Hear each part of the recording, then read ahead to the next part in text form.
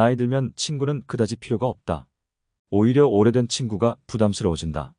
인생은 너무 짧아서 자식 위해 내 인생 희생하지 말고 즐겁게 사는 게 정답이다.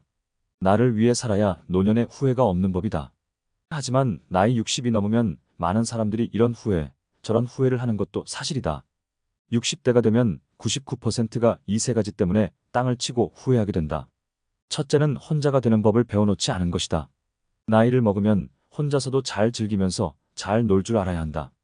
혼자 지낼 줄 모르면 어떻게 되는지 아는가? 옆에 있는 누군가를 자꾸만 괴롭히게 된다. 나이 60 넘어 인간관계가 줄어든다고 해서 걱정하지 마라. 자기도 모르는 사이에 저절로 좋은 사람만 곁에 남고 있다는 증거다. 살면서 뼈저리게 느낀 한 가지가 바로 외롭다고 해서 아무나 만나면 안 된다는 사실이다. 둘째, 더 돈을 모아놓지 않은 것을 후회하게 된다. 더 많이 저축하지 않은 것에 대해 후회하게 되는 것이다. 나이 60이 넘으면 돈은 많으면 많을수록 좋다. 돈을 잘 못 모으는 사람의 특징은 작은 돈을 소중하게 생각하지 않고 함부로 쓴다는 사실이다. 티끌 모아 태산이라는 말을 명심해야 돈도 모을 수 있다.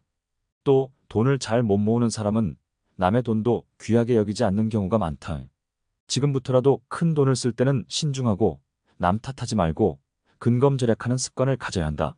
세 번째, 건강을 더 챙기지 않고 취미를 만들어 놓지 않은 것을 후회하는 사람이 참 많다. 나이가 들었다고 해서 배움을 멈추면 안 된다. 그리고 뭐니 해도 가장 중요한 게 바로 본인의 건강을 챙기는 일이다. 아프면 모든 게 다 부질없어진다. 열심히 사느라 몸을 못 돌본 것도 현재를 즐기지 못한 것도 후회스러울 수 있다. 하지만 앞으로 사는 날이 수십 년이나 남았다. 이제부터라도 건강 관리를 위해 노력하고 감정적으로 돈을 쓰지 말고 공부에 게을리하면 안 된다. 근데 외로움을 알아차렸다고 해서 달라지는 게 있을까? 나는 책 외로움 수업에서 홀로서기에 대한 힌트를 얻었다. 나이 60 넘어 후회하지 않는 법을 배웠다. 인생은 정말 끝없는 고난의 연속이다. 누구도 나를 도와줄 수 없고 나의 고통을 대신할 수 없을 때 그 순간 가장 지독한 외로움을 느낀다. 사람이 절대 익숙해지지 않는 감정이 외로움이다. 태아는 엄마 뱃속이라는 완벽한 세상에서 추위도 더위도 배고픔도 모르고 자라다 태어난다. 부모 품 안에 있을 때는 힘들면 울면 된다. 그러면 주위에서 울음소리를 듣고 달려와서 달래준다. 어른이 되어 부모 곁을 떠나면 비로소 외로움과 직면하게 된다. 사랑하는 사람을 만나 외로움을 달래기도 한다. 하지만 함께 산다고 같은 꿈을 꾸고 같은 생각을 하는 건 아니다. 부부도 서로 다른 사람이며 결코 하나가 될 수 없다. 톨스토이는 이런 말을 남겼다. 행복한 결혼 생활은 상대와 얼마나 잘 지낼 수 있느냐가 아니다. 불일치를 얼마나 잘 감당할 수 있느냐에 달려있다. 타인과 자신의 욕구 사이에서 균형을 맞추는 것은 쉽지 않다. 좋은 사이를 유지하기 위해서는 적당한 거리가 필요하다. 너무 멀어서 외롭지 않고 너무 가까워서 상처 입지 않는 거리를 찾아야 한다. 어떤 이유로 관계에 문제가 생기면 우리는 관계를 좋게 만들려고 애를 쓴다. 하지만 그 노력 때문에 관계가 어긋나고 더 멀어지기도 한다. 내 마음을 몰라주는 것에 대한 서운함이 외로움을 불러오고 또 상처로 남는다. 사실 외로움은 치유를 위한 소중한 시간이다. 태어나서 최초로 느낀 외로움, 그 느낌을 기억하는가? 외로움은 홀로 남겨진 상황에서 오는 감정이다. 두렵다, 무섭다, 끔찍하다고 느낌을 말하는 이들도 있지만 어떤 사람들은 편안하다, 따뜻하다, 부드럽다고 느낀다고 한다. 심리학자들은 외로움은 모든 인간이 느끼는 감정이며 혼자 있는 시간에 비로소 자아가 성숙해진다고 말한다. 외로움에 허우적거리지 말고 자신의 내면을 풍성하게 가꾸는 시간으로 만들어가라는 것이다. 책 외로움의 즐거움을 쓴 독일 철학자 울프 포샤르트 박사는 이렇게 말했다. 외로움은 인간의 삶에 필수적으로 포함되어 있다. 외로움은 숨을 들이마시는 것과 같고 다른 사람과 함께 있는 것은 숨을 내쉬는 것과 같다. 그 사이에 균형을 잡는 것이 중요하다. 걱정 없이 사는 삶은 쉽지 않다. 조지 윌턴이라는 정신과 상담인은 걱정은 질병이라고까지 말한다. 우리가 안고 살아가는 대부분의 걱정은 할 필요가 없다. 통계에 따르면 걱정의 96%는 대부분 지나간 과거, 아직 오지 않은 미래에 대한 일이라고 한다. 내가 아무리 애써도 바꿀 수 없는 일이라면 최선을 다해 노력하되 결과는 하늘에 맡긴다. 과거에 대한 후회와 미래에 대한 걱정으로 지금 이 순간, 현재를 즐기지 못하는 건 너무 억울한 일이다. 어렸을 때 가장 큰 고민은 못생긴 외모였다. 어느 날 문득 깨달았다. 태어날 때부터 못생긴 얼굴을 바꿀 수 있는가? 바꿀 수 없었다. 그래서 나는 못생긴 남자 대신 재밌는 남자가 되기로 결심했다. 힘든 일을 겪으면서 걱정하는 것은 자연스럽다. 하지만 불안과 걱정에 사로잡힐수록 더 외로워졌다. 걱정은 외로움의 또 다른 모습이다. 정을 없애려고 애쓰지 말고 때로는 그냥 방치하는 것도 방법이다. 어려서 왕따를 당하고 이렇게 마음먹었다. 어차피 타인의 마음은 내 뜻대로 할 수 없다. 그냥 내 마음대로 즐겁게 살자.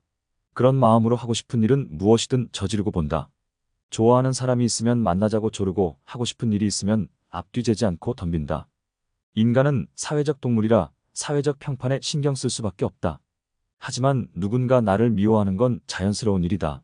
나도 살면서 미운 사람이 있고 좋은 사람이 있다. 그런데 나를 미워할 자유가 그 사람에게 있다는 것도 인정했으면 좋겠다. 내가 미워하는 사람이 나를 미워하는 것은 어쩌면 바람직한 삶이 아닐까 싶다. 누군가가 나를 미워하면 나는 세 가지를 생각해 본다. 첫째, 그 사람이 좋은 사람인가, 나쁜 사람인가. 나쁜 사람이 나를 미워하는 건 좋은 일이다. 내가 잘 살고 있다는 방증이기도 하다. 나쁜 사람의 행동에 내가 걸림돌이 된다는 뜻이다.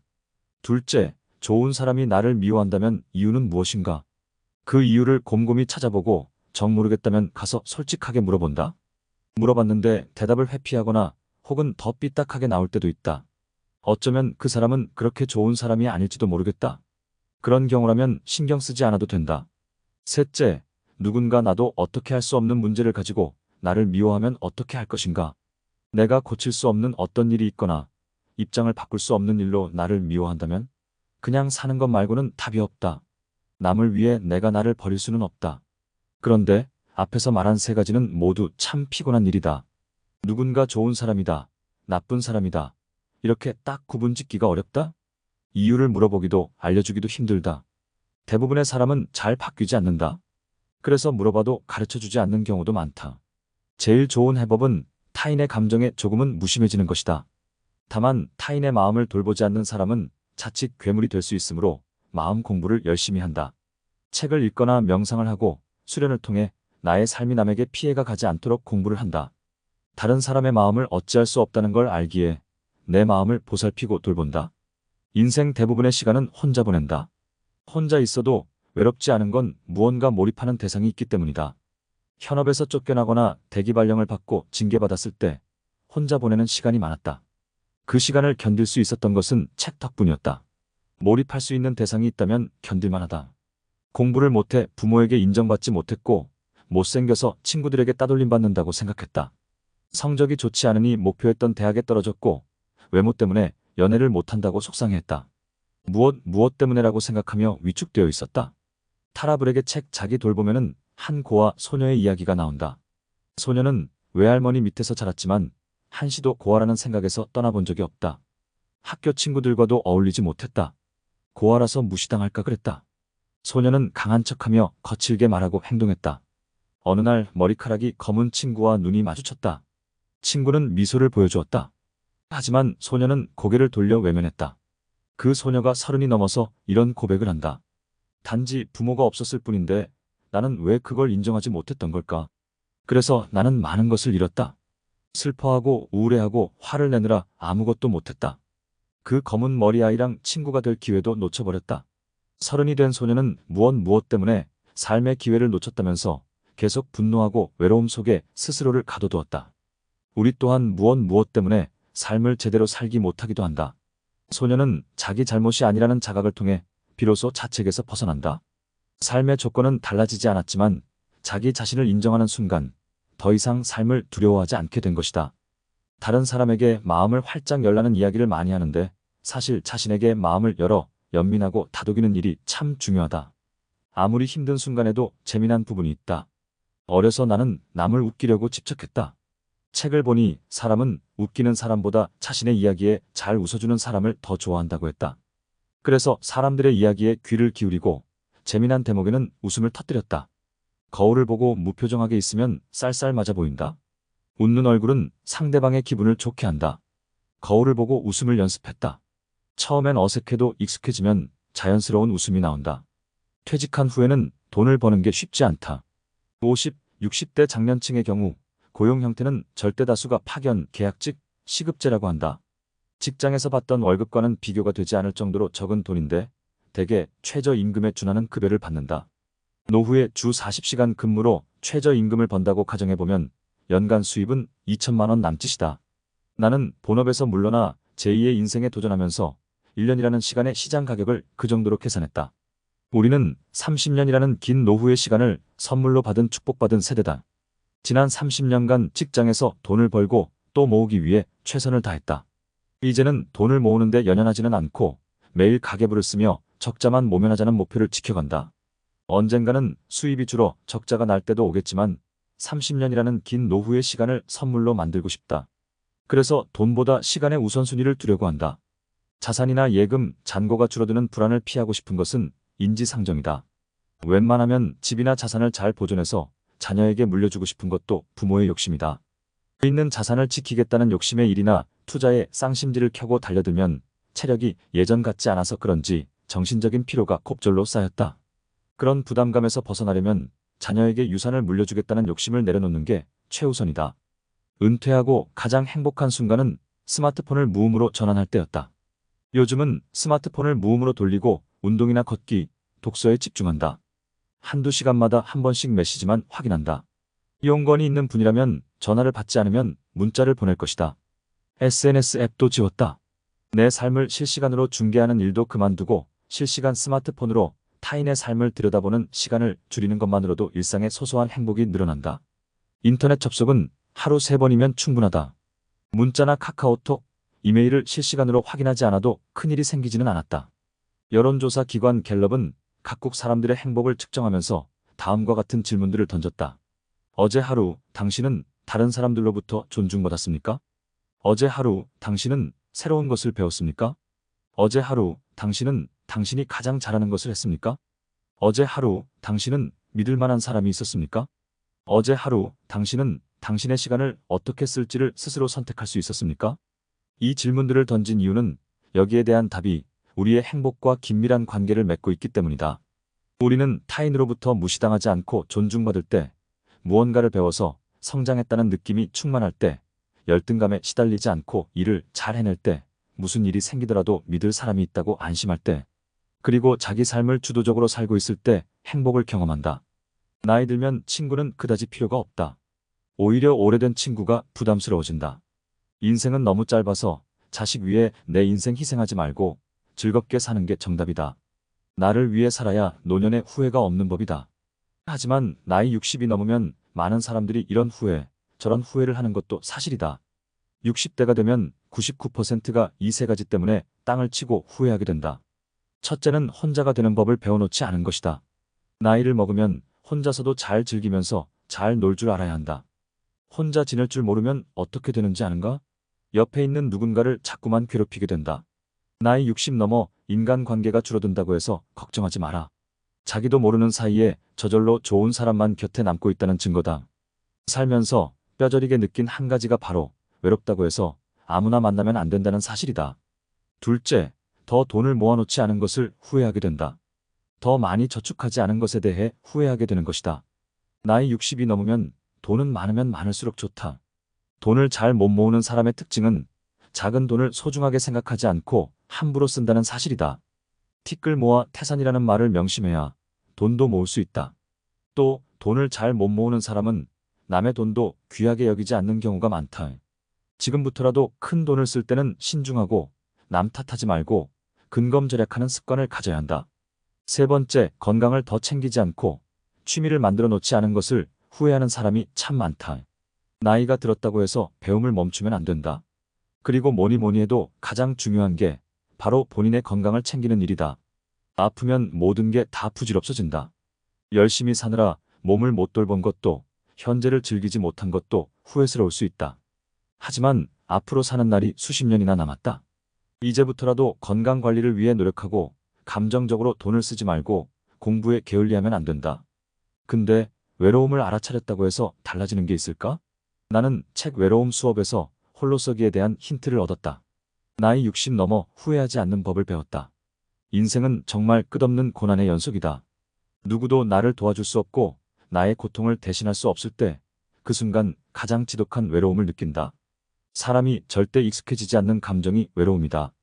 태아는 엄마 뱃속이라는 완벽한 세상에서 추위도 더위도 배고픔도 모르고 자라다 태어난다.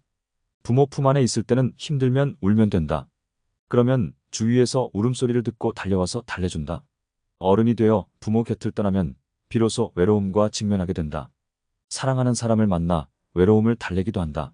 하지만 함께 산다고 같은 꿈을 꾸고 같은 생각을 하는 건 아니다. 부부도 서로 다른 사람이며 결코 하나가 될 수 없다. 톨스토이는 이런 말을 남겼다.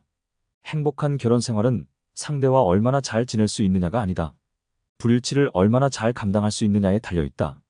타인과 자신의 욕구 사이에서 균형을 맞추는 것은 쉽지 않다. 좋은 사이를 유지하기 위해서는 적당한 거리가 필요하다. 너무 멀어서 외롭지 않고 너무 가까워서 상처 입지 않는 거리를 찾아야 한다. 어떤 이유로 관계에 문제가 생기면 우리는 관계를 좋게 만들려고 애를 쓴다. 하지만 그 노력 때문에 관계가 어긋나고 더 멀어지기도 한다. 내 마음을 몰라주는 것에 대한 서운함이 외로움을 불러오고 또 상처로 남는다.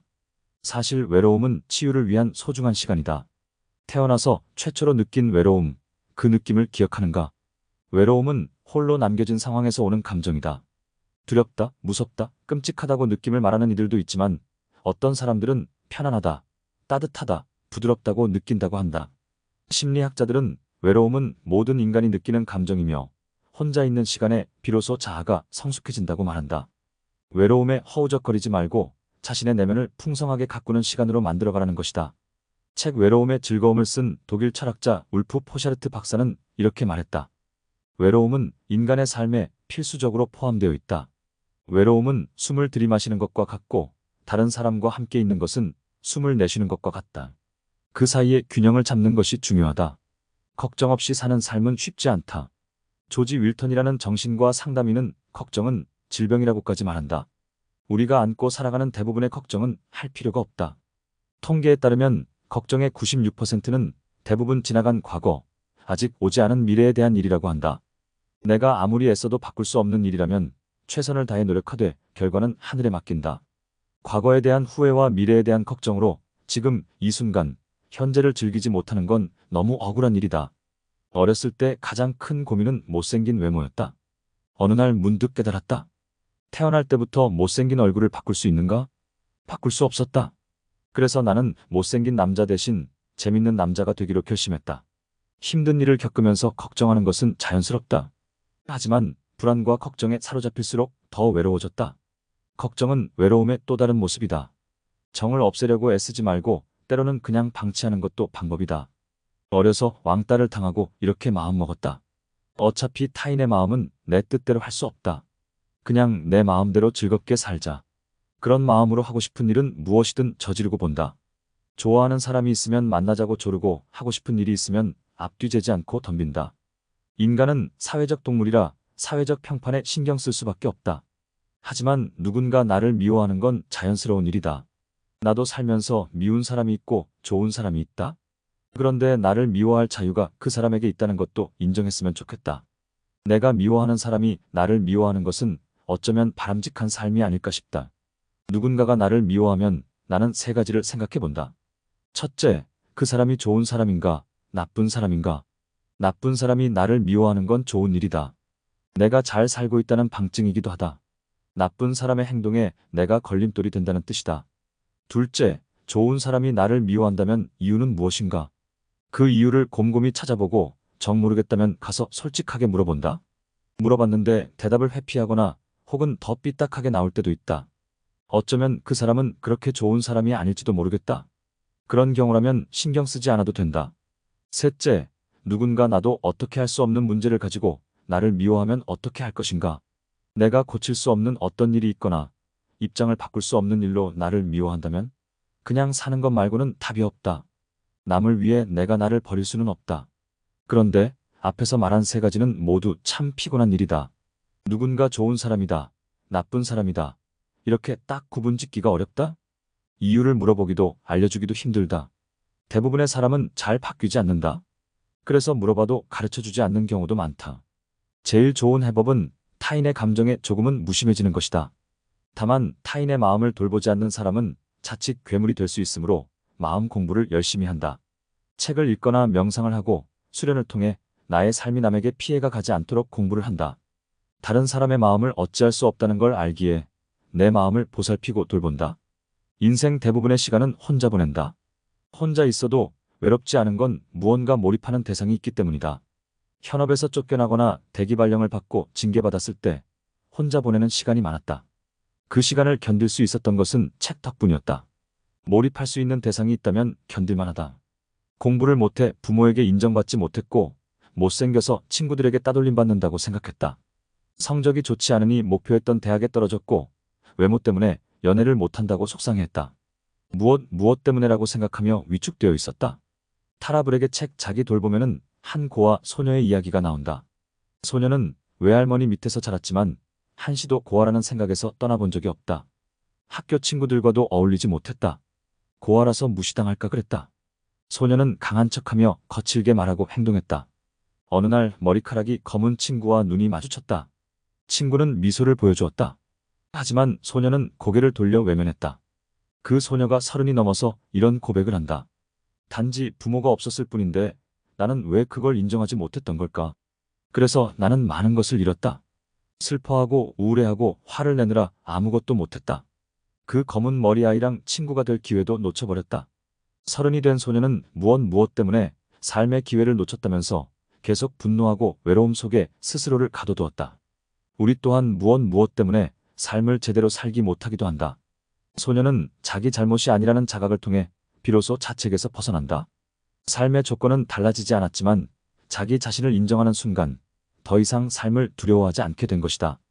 다른 사람에게 마음을 활짝 열라는 이야기를 많이 하는데 사실 자신에게 마음을 열어 연민하고 다독이는 일이 참 중요하다. 아무리 힘든 순간에도 재미난 부분이 있다. 어려서 나는 남을 웃기려고 집착했다. 책을 보니 사람은 웃기는 사람보다 자신의 이야기에 잘 웃어주는 사람을 더 좋아한다고 했다. 그래서 사람들의 이야기에 귀를 기울이고 재미난 대목에는 웃음을 터뜨렸다. 거울을 보고 무표정하게 있으면 쌀쌀 맞아 보인다. 웃는 얼굴은 상대방의 기분을 좋게 한다. 거울을 보고 웃음을 연습했다. 처음엔 어색해도 익숙해지면 자연스러운 웃음이 나온다. 퇴직한 후에는 돈을 버는 게 쉽지 않다. 50, 60대 장년층의 경우 고용 형태는 절대 다수가 파견, 계약직, 시급제라고 한다. 직장에서 받던 월급과는 비교가 되지 않을 정도로 적은 돈인데 대개 최저임금에 준하는 급여를 받는다. 노후에 주 40시간 근무로 최저임금을 번다고 가정해보면 연간 수입은 2천만 원 남짓이다. 나는 본업에서 물러나 제2의 인생에 도전하면서 1년이라는 시간의 시장 가격을 그 정도로 계산했다. 우리는 30년이라는 긴 노후의 시간을 선물로 받은 축복받은 세대다. 지난 30년간 직장에서 돈을 벌고 또 모으기 위해 최선을 다했다. 이제는 돈을 모으는데 연연하지는 않고 매일 가계부를 쓰며 적자만 모면하자는 목표를 지켜간다. 언젠가는 수입이 줄어 적자가 날 때도 오겠지만 30년이라는 긴 노후의 시간을 선물로 만들고 싶다. 그래서 돈보다 시간의 우선순위를 두려고 한다. 자산이나 예금, 잔고가 줄어드는 불안을 피하고 싶은 것은 인지상정이다. 웬만하면 집이나 자산을 잘 보존해서 자녀에게 물려주고 싶은 것도 부모의 욕심이다. 있는 자산을 지키겠다는 욕심의 일이나 투자에 쌍심지를 켜고 달려들면 체력이 예전 같지 않아서 그런지 정신적인 피로가 곱절로 쌓였다. 그런 부담감에서 벗어나려면 자녀에게 유산을 물려주겠다는 욕심을 내려놓는 게 최우선이다. 은퇴하고 가장 행복한 순간은 스마트폰을 무음으로 전환할 때였다. 요즘은 스마트폰을 무음으로 돌리고 운동이나 걷기, 독서에 집중한다. 한두 시간마다 한 번씩 메시지만 확인한다. 이용권이 있는 분이라면 전화를 받지 않으면 문자를 보낼 것이다. SNS 앱도 지웠다. 내 삶을 실시간으로 중계하는 일도 그만두고 실시간 스마트폰으로 타인의 삶을 들여다보는 시간을 줄이는 것만으로도 일상의 소소한 행복이 늘어난다. 인터넷 접속은 하루 3번이면 충분하다. 문자나 카카오톡, 이메일을 실시간으로 확인하지 않아도 큰일이 생기지는 않았다. 여론조사 기관 갤럽은 각국 사람들의 행복을 측정하면서 다음과 같은 질문들을 던졌다. 어제 하루 당신은 다른 사람들로부터 존중받았습니까? 어제 하루 당신은 새로운 것을 배웠습니까? 어제 하루 당신은 당신이 가장 잘하는 것을 했습니까? 어제 하루 당신은 믿을 만한 사람이 있었습니까? 어제 하루 당신은 당신의 시간을 어떻게 쓸지를 스스로 선택할 수 있었습니까? 이 질문들을 던진 이유는 여기에 대한 답이 우리의 행복과 긴밀한 관계를 맺고 있기 때문이다. 우리는 타인으로부터 무시당하지 않고 존중받을 때, 무언가를 배워서 성장했다는 느낌이 충만할 때, 열등감에 시달리지 않고 일을 잘 해낼 때, 무슨 일이 생기더라도 믿을 사람이 있다고 안심할 때, 그리고 자기 삶을 주도적으로 살고 있을 때 행복을 경험한다.